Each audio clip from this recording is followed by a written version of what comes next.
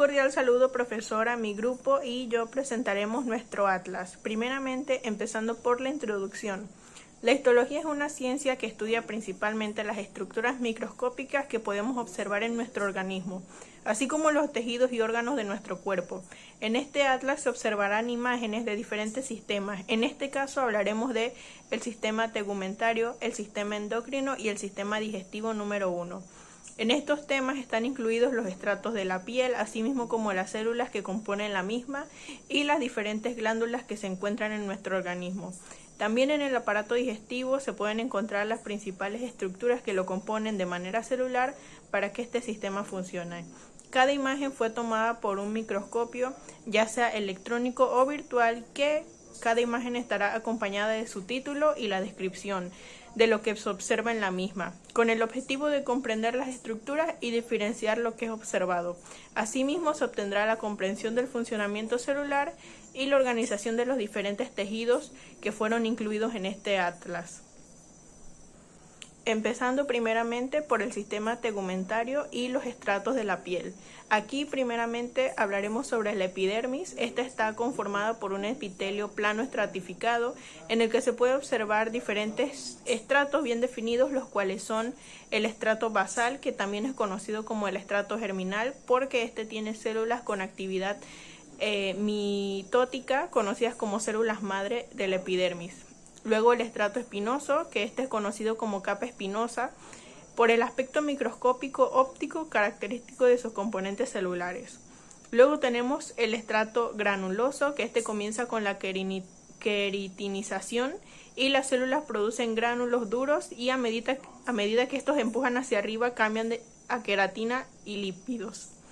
Luego el estrato lúcido, que es limitado por la piel gruesa y considerado como una subdivisión del estrato córneo, y el estrato córneo, que es compuesto por células queratinizadas. En esta imagen podemos ver una microfotografía de estratos basal y espinoso de la epidermis, donde se puede ver la epidermis de la piel delgada y se muestra aquí con mayor aumento las capas de los estratos. En la siguiente imagen, que sería la figura número 2, se puede observar una microfotografía de las capas de la piel gruesa. Y en esta imagen se puede ver la epidermis con un estrato córneo que es muy grueso, y el resto de los estratos de la epidermis, es decir, el estrato basal y el estrato espinoso y también el granuloso, se pueden ver con el corte del tejido, y también se puede ver el conducto de una glándula sudorípara que se observa a la izquierda mientras atraviesa la dermis. Luego seguimos con las células de la epidermis, que en estas se encuentran los queratinocitos, los melanocitos y las células de Langermann y de Merkel. Y en la siguiente figura se puede observar las células de la epidermis, que se observan los melanocitos y las células de Merkel también. Luego seguimos con los queratinocitos. Luego los queratinocitos, que estos son células que conforman la mayor parte de la epidermis y liberan poca matriz extracelular y presentan numerosos desmosomas que permiten mantener la cohesión de esta capa epitelial. También se encargan de producir queratinas, y estas forman filamentos intermedios que constituyen casi el 85% de los queratinocitos diferenciados por completo y participan en la formación de barrera epidérmica contra el agua. En la imagen se pueden observar los queratinocitos y melanocitos en la epidermis. Luego están los melanocitos, que estos derivan de la cresta neural y están dispersos entre las células del estrato basal, como se puede observar en la figura. Y durante la vida embrionaria, estas células precursoras de los melanocitos migran desde la cresta neural y se introducen en la epidermis en desarrollo. Y en la figura 3 se observa el diagrama de la epidermis y la microfotografía, que es muy grueso. Y el resto de los estratos de la epidermis, es decir, el estrato basal y el estrato espinoso y también el granuloso, se pueden ver con el corte del tejido, y también se puede ver el conducto de una glándula sudorípara que se observa a la izquierda mientras atraviesa la dermis. Luego seguimos con las células de la epidermis, que en estas se encuentran los queratinocitos, los melanocitos y las células de Langermann y de Merkel. Y en la siguiente figura se puede observar las células de la epidermis, que se observan los melanocitos y las células de Merkel también. Luego seguimos con los queratinocitos. Luego los queratinocitos, que estos son células que conforman la mayor parte de la epidermis y liberan poca matriz extracelular y presentan numerosos desmosomas que permiten mantener la cohesión de esta capa epitelial. También se encargan de producir queratinas y estas forman filamentos intermedios que constituyen casi el 85% de los queratinocitos diferenciados por completo y participan en la formación de barrera epidérmica contra el agua. En la imagen se pueden observar los queratinocitos y melanocitos en la epidermis. Luego están los melanocitos, que estos derivan de la cresta neural y están dispersos entre las células del estrato basal, como se puede observar en la figura. Y durante la vida embrionaria, estas células precursoras de los melanocitos migran desde la cresta neural y se introducen en la epidermis en desarrollo. Y en la figura 3 se observa el diagrama de la epidermis y la microfotografía electrónica de un melanocito, que se muestra la interacción de un melanocito con varias células del estrato basal y el estrato espinoso. Siguiente siguen las células de Langermann. Estas células son presentadoras de antígenos de aspecto dendrítico que se localizan en la epidermis y estas se forman a partir de las células progenitoras linfoides comunes en la médula ósea. Y su densidad y su función varían en condiciones normales en la piel de acuerdo con la edad, el área anatómica, la exposición solar y se encuentran alternadas en diversas enfermedades de la piel. Y en la figura número 4 se observa una microscopía electrónica de una célula de Langerhans y en la figura 5 una microfotografía electrónica de una célula de Langerhans también. Siguiente siguen las células de Merkel, que son células dendríticas localizadas en el estrato basal y el origen de estas células no se conoce y son muy abundantes en la piel donde la percepción sensorial es aguda. En la figura número 6 se observa una microfotografía electrónica de estas células. Y en la figura número 7 una microfotografía electrónica también de estas células donde se puede observar el núcleo polilobulado con numerosos gránulos típicos de un núcleo denso en un citoplasma más claro. Y en los anexos cutáneos, aquí derivan las proliferaciones hacia la profundidad que surgen del epitelio epidérmico durante el desarrollo embrionario y comprenden las siguientes estructuras, que serían los folículos pilosos y su producto, los pelos, las glándulas sebáceas, las glándulas sudoríparas ecrinas y apocrinas. Primero, los folículos pilosos y el pelo. Cada folículo piloso es una evaginación de la epidermis en la que se forma un pelo y se divide en 3 segmentos, que sería el infundíbulo, el istmo y el segmento inferior. Y en la figura número 2 se puede observar el infundíbulo folicular. Y los pelos están compuestos por células queratinizadas que se desarrollan a partir de los folículos pilosos. Y estas son estructuras filamentosas alargadas que se componen de 3 capas, que serían la médula, la corteza y la cutícula del pelo. En la figura número 3 se puede observar un folículo piloso del ser humano y ahí se puede observar las capas que acabo de mencionar. Las glándulas sudoríparas y las glándulas sebáceas. Las glándulas sudoríparas y sebáceas son anexos cutáneos de la naturaleza distinta al pelo, digamos que se sitúan en la dermis profunda y en la hipodermis. También podemos decir que las secreciones de estas glándulas se vierten en el exterior formando la emulsión epicutánea, creo que se llama aquí, o epicutánea, que es una barrera protectora de la piel, principalmente ante la deshidratación cutánea. Siguiente. Como podemos ver aquí en las 2 siguientes imágenes, como en la figura 1, donde vemos una microfotografía de una glándula sudorípara apocrina, donde vemos que hay varias glándulas sudoríparas apocrinas anales en la región, digamos que perianal de un adulto, mientras que en la figura número 2, que son glándulas sudoríparas apocrinas, donde el conducto de las glándulas apocrinas es similar a un conducto ecrino con una luz estrecha. Siguiente. Las glándulas sudoríparas ecrinas. Digamos que en estas producen el sudor y que está compuesto mayoritariamente de agua. Las glándulas ecrinas tienen una porción secretora y una porción excretora que drena directamente la superficie cutánea. Y en la figura podemos ver que se muestran en las siluetas del adenómero secretor, el conducto excretor de la glándula endocrina. Siguiente. Aquí vemos las glándulas sebáceas, que en estas liberan el sebo y cuya función principal es la de proteger la piel de la acción microbiana gracias a su acidez y mantener una, digamos que, lubricación natural en el cabello.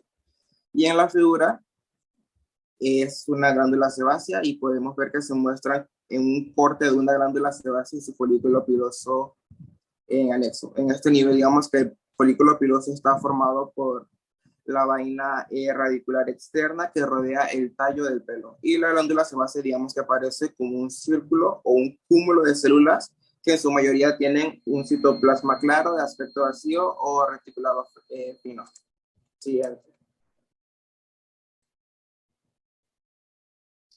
En la piel gruesa. Histológicamente, la piel gruesa se compone de una epidermis y una dermis. La epidermis es descrita como un epitelio de revestimiento plano, pluriestratificado, cornificado, en el que es posible diferenciar 5 estratos, que sería el basal, el espinoso, el granuloso, lúcido y el córneo. Y en la figura podemos ver una microfotografía de la piel gruesa, la epidermis, que está en la parte superior del resto del campo que está ocupado por la dermis, en la que hay una gran cantidad de glándulas sudoríparas.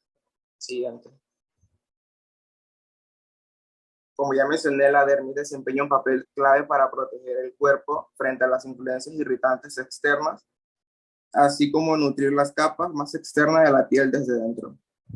Por ejemplo, que su textura es gruesa y firme que ayuda a amortiguar los golpes externos, los cuales se producen en el daño, que contiene tejidos conectivos como fibroblastos y mastocitos que curan las heridas.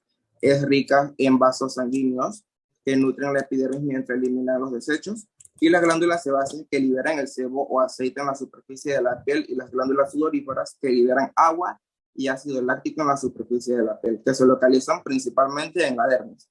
Y la dermis también contiene los vasos linfáticos, algunos receptores sensitivos y raíces pilosas, que es el extremo bulboso del tallo capilar donde se desarrolla el cabello. Y en la imagen podemos ver en la parte A, la piel gruesa de la planta del pie; en la B, la piel gruesa de la palma de la mano; en la D, la piel del grosor medio de la mano; y en la C y E, una piel fina del labio. Y todas ellas son de una especie o del animal de la rata. Siguiente. Y en la piel delgada. En mamíferos, digamos que podemos encontrar dos tipos diferentes de tegumento, que sería la piel gruesa y la piel fina.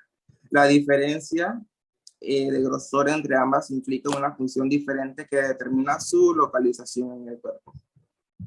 Como en la imagen podemos ver que se presenta una muestra de una piel fina para comparar con la imagen anterior. Además de la glándula sudorípara, la piel también contiene un folículo piloso y unas glándulas sebáceas asociadas. Cada glándula sebácea desemboca en un folículo piloso. Siguiente.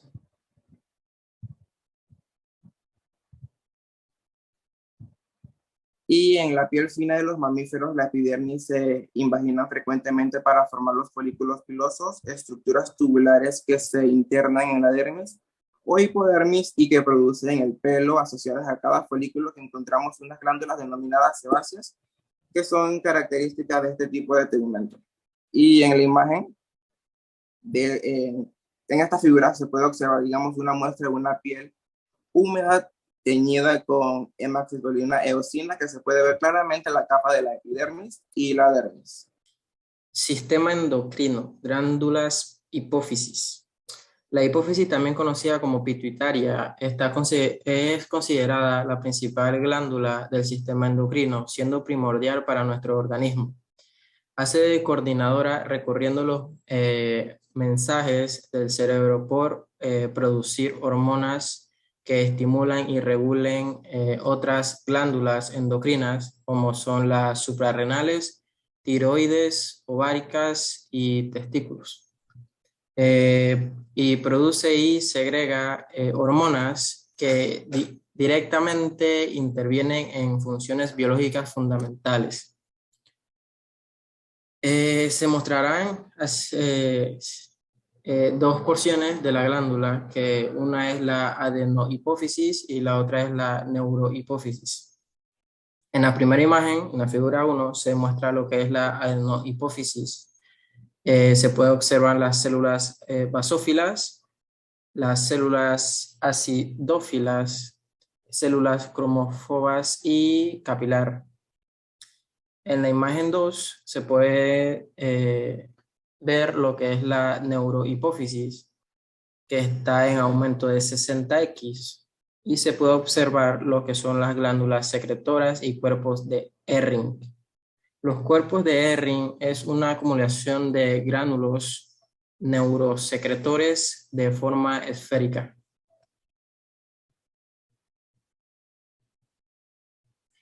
La glándula tiroides es una glándula pequeña con forma de mariposa que se encuentra en la parte delantera del cuello y que se enrolla alrededor de su tráquea.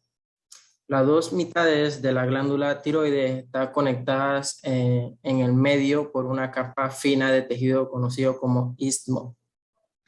En la figura 1, que es se puede mostrar lo que son los folículos tiroideos con una mejor vista, al igual que el tejido conectivo y vasos sanguíneos.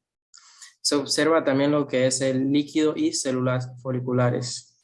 En la figura 2 se puede localizar la parenquima y estroma.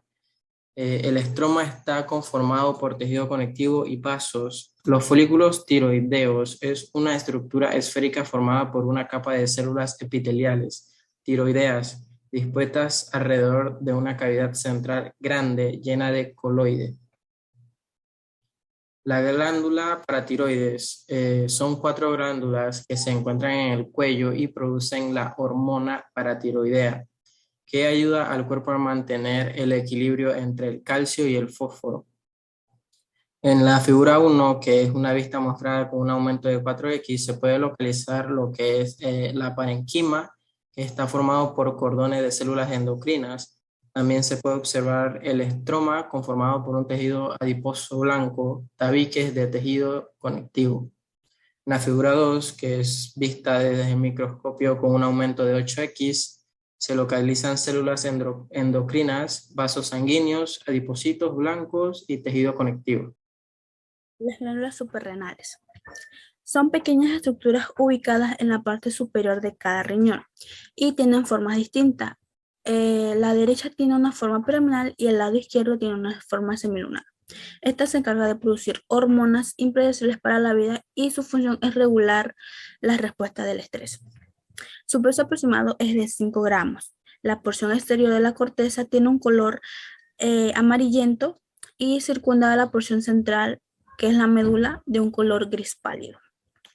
La corteza suprarrenal corresponde al 90% de la glándula y estas se dividen en 3 zonas. La glomerular, que es una de las más externas, que produce la aldosterona. Se observa una fotomicrografía de las cortezas de la glándula suprarrenal y se puede observar la glomerular. Está la fascicular, que produce los glucocorticoides, que son esteroides sexuales en pequeñas cantidades como testosterona, progesterona y estrógenos. Y su regulación depende del eje del hipotálamo. Está la médula suprarrenal, que sintetiza las catalaminas, que son adrenalina al 80% y neurolina al 20%. Se pueden observar imágenes de la electrónica de la médula suprarrenal de la madre, que son diferentes densidades osmofílicas. Y en el lado derecho se observa también las células cromofines. La función de las células suprarrenales tiene una función muy importante en el cuerpo, ya que produce múltiples hormonas que participan en el desarrollo, crecimiento, y estas afectan a nuestra capacidad de manejar el estrés. Y regula también la función renal. Esta tiene 2 funciones, que es la función endocrina, que segregan hormonas que intervienen en la regulación del balance, y también tiene hormonas que mantienen los niveles de la glucosa correctos como proteínas y grasas. También está la función nerviosa que permite dar una respuesta correcta al estrés. ¿Qué causa los trastornos de las glándulas suprarrenales? Estas dependen del tipo de trastorno, pero las que se pueden mencionar están medicamentos como las esteroides, ya si tiene un problema con otras glándulas, como la glándula pituitaria que libera hormonas y afecta el funcionamiento de las glándulas suprarrenales. También están los cambios de genes, que sería tipo mutaciones. En estos cambios se pueden hacer que las glándulas produzcan demasiado o muy pocas hormonas. Están también las infecciones, pero en casi la mayoría de los casos el problema no está claro.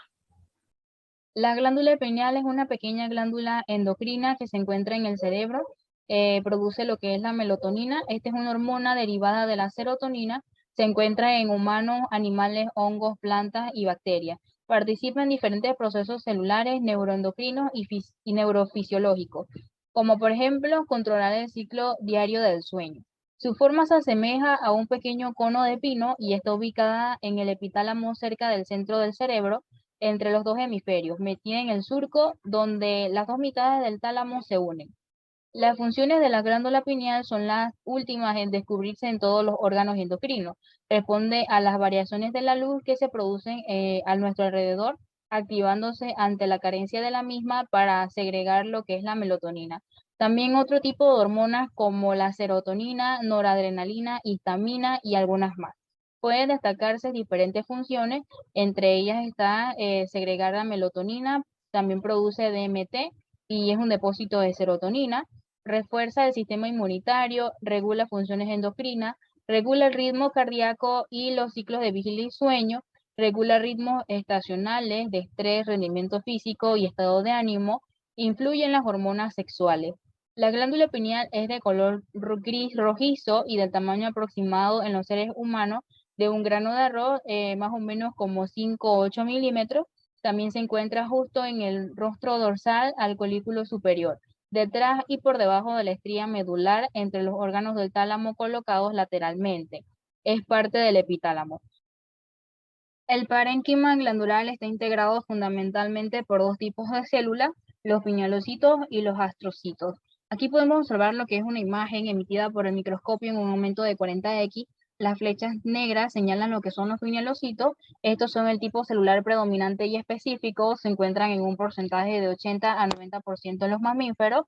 Es una célula grande que en preparaciones teñidas con hematoxilina, eosina, muestra un citoplasma claramente débil, basófilo, en ocasiones de aspecto vacuolizado y cuyos límites no están claramente definidos.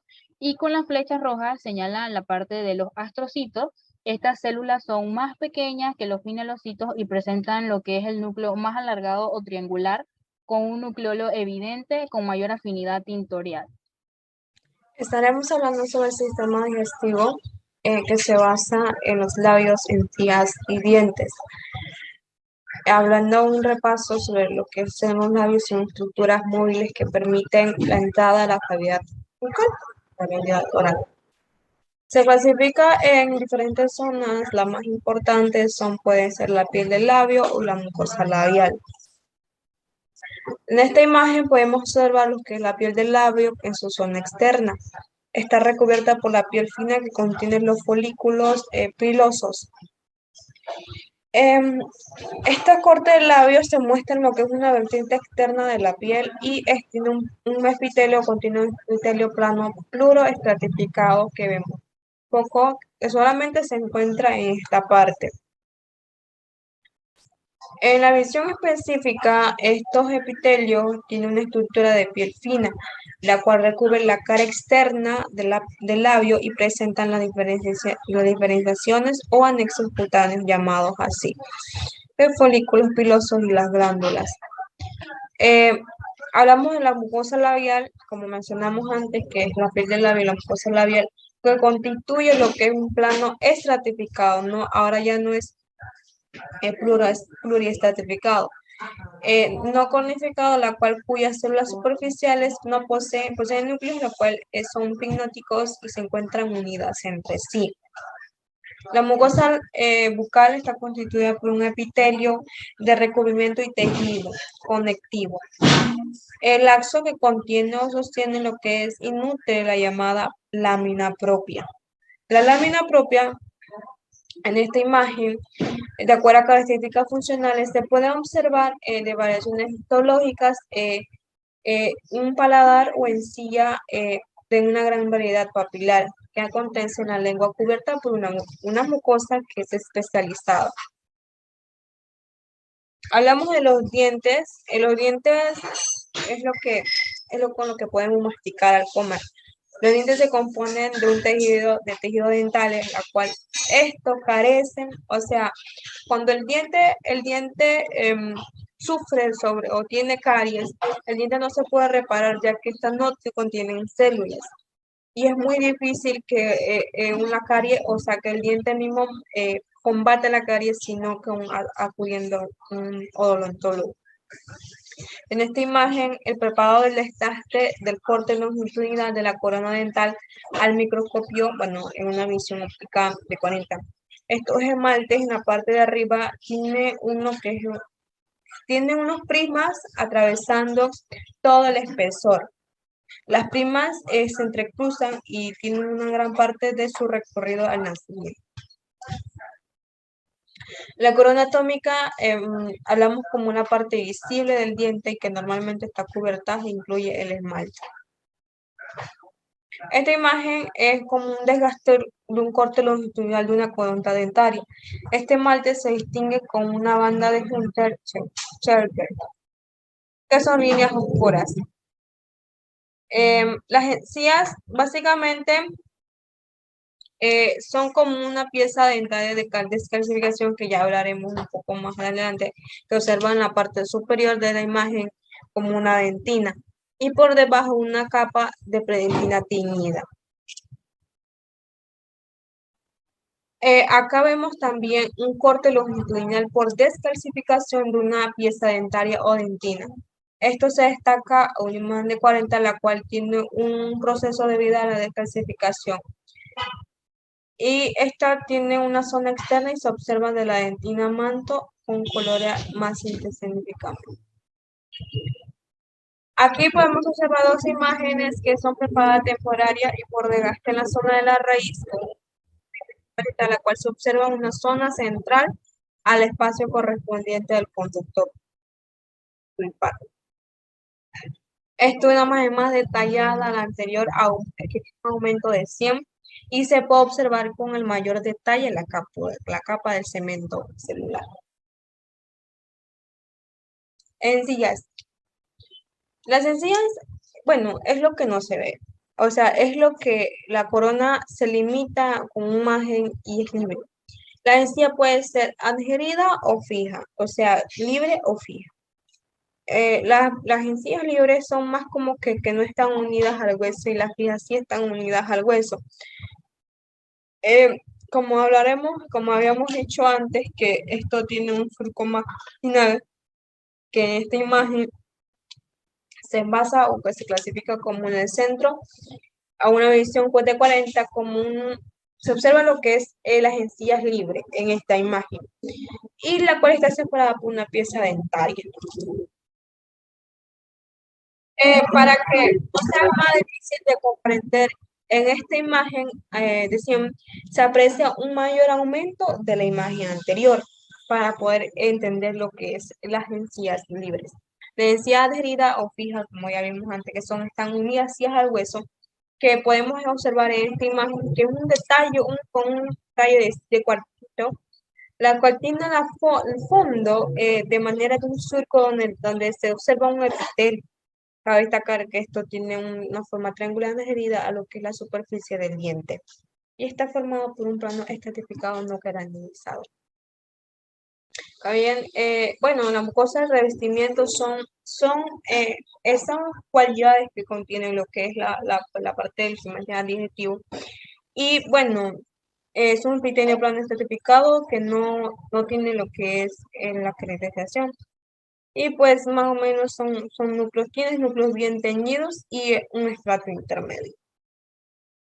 Y un corión a los 400, donde un detalle de lo que es la circulación, que no es un dato muy importante, la cual tiene un vaso capilar en corte longitudinal y se destaca en el endotelio vascular.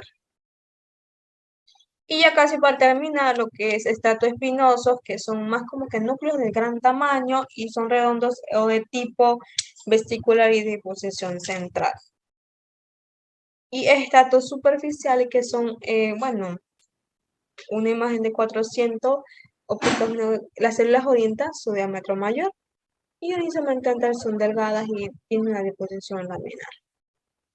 Cabe destacar que estos fenómenos se puede valorarse a sí mismos y desprendimientos, tienen unos desprendimientos en lo que es la parte de la boca, y estos fenómenos se le conoce como la descamación en la superficie. La lengua. La lengua es un órgano muscular que se proyecta dentro de la cavidad oral desde su superficie inferior. Los músculos linguales son tanto extrínsecos como intrínsecos. Tiene varias funciones como la masticación, deglución y masticación de sabores.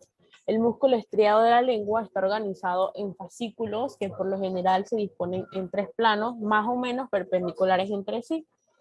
Esta distribución de las fibras musculares permite una enorme flexibilidad y precisión en los movimientos de la lengua. La superficie dorsal de la lengua se divide anatómicamente en una depresión en forma de V. El surco terminal en 2/3 partes anteriores y una tercera parte posterior. En la parte dorsal, en sus 2/3 anteriores, se identifican las papilas linguales que pueden ser filiformes, fungiformes, foliadas o circunvadas. En la figura número 1 podemos observar las papilas fungiformes, que tienen forma de hongos situadas en la superficie dorsal de la lengua. Presentan corpúsculos gustativos y se proyectan más arriba que las papilas faliformes, entre las que se encuentran dispersas y se ven a simple vista por pequeños puntos rojos. En la figura número 2 podemos observar las papilas foliadas. Se localizan en los bordes laterales de la parte posterior de la lengua y consisten en crestas bajas paralelas separadas por hendiduras profundas de la mucosa. En la figura número 3 observamos las papilas circunvadas o caliciformes. Se ubican en la línea en forma de V, lingual. Tiene un centro en forma de hongo, pero más ancho que las papilas fungiformes. En la figura 5 vemos las papilas linguales. En la A, desde el punto de vista estructural, las papilas filiciformes son proyecciones cónicas del epitelio curvadas hacia atrás. Esta presenta un objetivo de 45. En la B, las papilas fungiformes son protuberancias un poco redondas que se distribuyen entre las papilas filiformes y presentan un objetivo de 45 igualmente. En la C, es un corte. Las papilas foliadas pueden distinguirse de las fungiformes porque aparecen distribuidas en hileras y separadas por hendiduras profundas. Esta presenta un objetivo igual de 45. Y por último tenemos la letra D, que las papilas caliciformes están revestidas por un epitelio plano estratificado que puede estar un poco queratinizado. Esta sí presenta un objetivo diferente que es de 25. En la imagen, la figura número 6, vemos la vista panorámica con corte longitudinal de la lengua, que está teñida por hematoxilina eosina y un objetivo de 25. Mayores. Las glándulas salivales mayores consisten en 3 tipos de glándulas pares que comparten ciertas características morfofuncionales, pero que histológicamente presentan diferencias significativas asociadas a la constitución del tipo de saliva que secretan. Por tanto, el abordaje funcional hará a partir de su clasificación histomorfológica como glándulas sustentacular o estroma, o que son cápsulas y tabiques o trabéculas encargadas de sostener, dividir y circunscribir el parénquima en lóbulos y lobulillos, que es el sistema de ácidos y conductos que constituyen en la parte funcional de la glándula. Su porción secretora. La porción secretora de las glándulas salivales de los mamíferos se encuentra constituida por lenguas secretoras que se asocian para conformar los ácidos, alvéolos y adenómeros. Células acinares serosas. Su morfología es piramidal con la base hacia la membrana basal y el ápice hacia la luz del ácido seroso, lo que permite que la porción secretora sea redondeada o en tinciones con hematoxilina y eosina, el citoplasma tiñe intencionalmente eosinófilo y el núcleo grande, redondo y basal tiñe intencionalmente basófilo. En la figura número 1 observamos las glándulas parótidas, que están teñidas por tinción hematoxilina y eosina con objetivo de 4. El tabique de tejido conectivo denso regular, que junto con la cápsula constituye el estroma del órgano glandular, que es la número 1, y la número 2 presenta el conjunto de ácidos serosos que junto con los conductos intercalares y estriados constituyen el parénquima del órgano glandular. En la figura 2 observamos la glándula parótida igualmente, pero con un objetivo de 10. En el número 1, el ácido seroso encargado de secretar la saliva, y en el número 2, conducto estriado encargado de colectar la saliva de los conductos intercalares y drenar los conductos excretores. En esta figura 3 presentamos nuevamente la glándula parótida, pero con un objetivo de 40, donde en el número 1 se observan células acinares serosas encargadas de sintetizar la saliva secretada por el ácido seroso, y en el 2 la célula epitelial cúbica constituyente de un conducto estriado en la cual se pueden observar las extracciones en el dominio basal. Células acinares mucosas. Su morfología es similar a las células acinares serosas. En tinciones de hematoxilina y eosina, el citoplasma se observa con eosinófila y basófila pálida, dada la poca afinidad de los mucinógenos por los agentes colorantes de la técnica convencional de hematoxilina y eosina. Y el núcleo basal se observa aplanado e intencionalmente basófilo. En la figura número 4 observamos glándulas submaxilares teñidas con hematoxilina y eosina con objetivo de 4. En el número 1 observamos el tabique de tejido conectivo denso irregular que junto con la cápsula constituye el estroma del órgano glandular. En el 2, conjunto de ácidos mucosos y serosos y mixto que conjunto con los conductos intercalares y estriados constituye el parénquima del órgano glandular. En la figura número 5 tenemos la glándula submaxilar con objetivo de 10. En el número 1 observamos el ácido seroso. En el 2, el ácido mucoso. Y en el 3, ácido mixto constituido por el ácido mucoso y un ácido seroso en forma de media luna. Células mioepiteliales. Son células de origen epitelial con capacidad mitótica, funcionalmente muy similares a las células musculares lisas, con variaciones en su morfología, y núcleo normalmente aplanado en sentido longitudinal respecto al ácido o al conducto. En esta figura observamos las glándulas submaxilar, teñida igualmente de hematoxilina y eosina, con un objetivo de 40, donde en el 1 observamos la célula acinar serosa constituyente de un ácido seroso, la que se observa en esta imagen. En el número 2 tenemos la célula acinar mucosa constituyente de un ácido mucoso, y en el 3 un ácido mixto en el que se observan células acinares mucosas constituyentes del ácido mucoso y células serosas constituyentes del ácido seroso. En la imagen número 7 tenemos glándulas C4, donde en el número 1 se observa el tabique de tejido conectivo denso irregular que junto con la cápsula constituye el estroma del órgano glandular y en el cual se pueden observar vasos sanguíneos y un conducto excretor. Y en el 2, un conjunto de ácidos mucosos, serosos y mixtos que junto con los conductos intercalares y estriados constituyen el parénquima del órgano glandular. Porción excretora. El sistema de conductos de las GSM se encuentran constituidas de forma general por unas células epiteliales cúbicas que podrán aumentar o disminuir su tamaño dependiendo el tramo de la red de conductos en el que se observe el corte histológico. De esta forma, los conductos intercalares y estriados se encuentran constituidos por un epitelio cúbico simple, mientras que los conductos excretores varían desde el epitelio cúbico simple que se continúa de los conductos estriados, un epitelio cilíndrico estratificado. En la figura 8 observamos las glándulas sublingual con un objetivo de 10, donde el 1 nos presenta el ácido seroso, el 2 el ácido mucoso y el 3 conducto estriado del ácido seroso o media luna serosa. En la figura número 9, glándula sublingual con un objetivo de 40, donde el 1 nos presenta la célula acinar mucosa encargada de sintetizar la saliva secretada por el ácido mucoso. En el 2, la célula acinar serosa encargada de sintetizar la saliva secretada por el ácido seroso. Y el 3, la célula epitelial cúbica constituyente de un conducto estriado en el cual se pueden observar las estriaciones en el dominio basal que le dan el nombre a dicho conducto.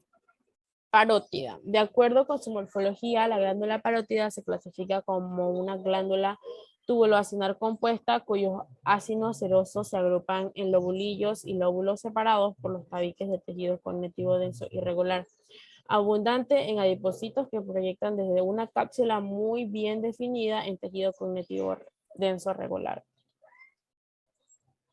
Bueno, aquí en la figura número 10 se puede observar un poco más de esta glándula. Submaxilar, igual que la glándula parótida, de acuerdo a su morfología, se clasifica como una glándula tubuloacinar compuesta en cuyo parénquima se pueden observar ácidos serosos mucosos y mixtos. Por lo cual, de acuerdo al tipo de secreción, se clasifica como una glándula mixta con predominio seroso. Vale la pena resaltar que las medialunas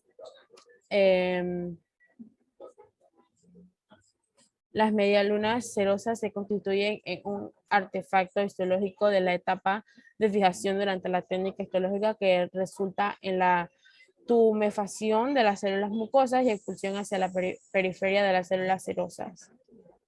Aquí tenemos otra imagen de la glándula salivar submaxilar. Sublingual, conjunto de pequeñas glándulas tubuacinales compuestas cuyo sistema de conducto está constituido principalmente por conductos intercalados y estriados muy cortos. Es independiente. Y aquí tenemos una imagen correspondiente.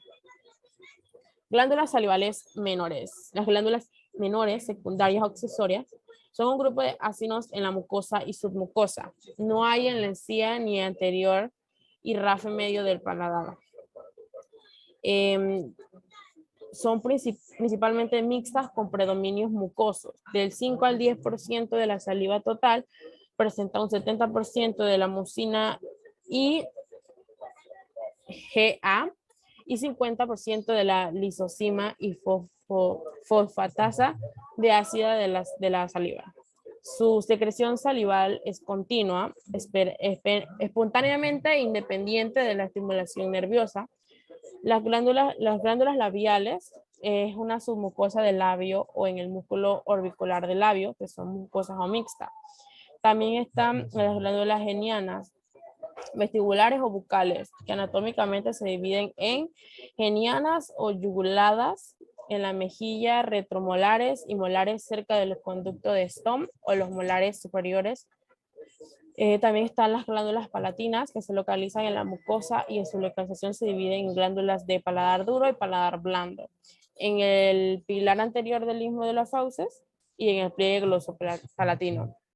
Tienen 250 lobulillos en el paladar duro, 100 en el blando y 12 en la úvula. El paladar blando, hay glándulas mixtas con más cerosas que se abren en la superficie nasal y hay glándulas mixtas con predominio mucosa que desembocan en la mucosa bucal y forman masas más voluminosas. Hay conductos intercalados con células mucosas entre las cúbicas de su pared que se creen que las mucosas son parte del ácido y aumentando su capacidad secretora. Tienen conductos excretores largos y ondulados con epitelio cilíndrico pseudoestratificados en los adenómeros más profundos. También, bueno, como estas son las glándulas linguales anteriores de Blanding y Nutt, glándulas dorsoposterior o de Weber y glándula serosa o de Van Enner. Blanding y Nutt son dos masas glandulares luminosas con numerosos lobulillos entre los adipocitos y los músculos esqueléticos en la punta de la lengua, en la proximidad de la superficie ventral. Hay ácidos mucosos grandes y pequeños y secreción de diferentes tipos de mucina. En la glándula de Weber son pares laterales en la zona dorsal de la raíz de la lengua, básicamente mucosa con conductos que desembocan en las criptas de la amígdala lingual. La glándula de von Effner impar en el dorso y bordes laterales de la lengua en la región de la V lingual y sus conductos excretores desembocan en los surcos circunvalados de las papilas faliciformes y en los pliegues que se separan cada papila foliada de su vecina. Las funciones de la saliva son lubricante, limpieza, antibactericidad, gusto, digestión, deglución, coagulación, cicatrización. La saliva tiene efecto tampón en la lengua y cavidad amniótica, su sustancia del feto en el sistema urinario y digestivo. La composición de la saliva es IgA secretona, lactoforiana, lisosoma, iones de tiacinato, factor de coagulación, factor de crecimiento epidérmico, bicarbonato, tialina y amilacina salival y lipasas salivales. En la figura 1 observamos la glándula labial, nos presenta acinos mucosos y los conductos, y este es un objetivo de 400. En la figura número 2, la glándula geniana, con acinos mucosos metacromáticos, con una tinción de azul de toluidina, con un objetivo de 100. En la figura 3, la glándula palatina, con un objetivo de 250. Y la glándula serosa de von Ebner, entre los haces musculares, con un objetivo de 250. Muchas gracias.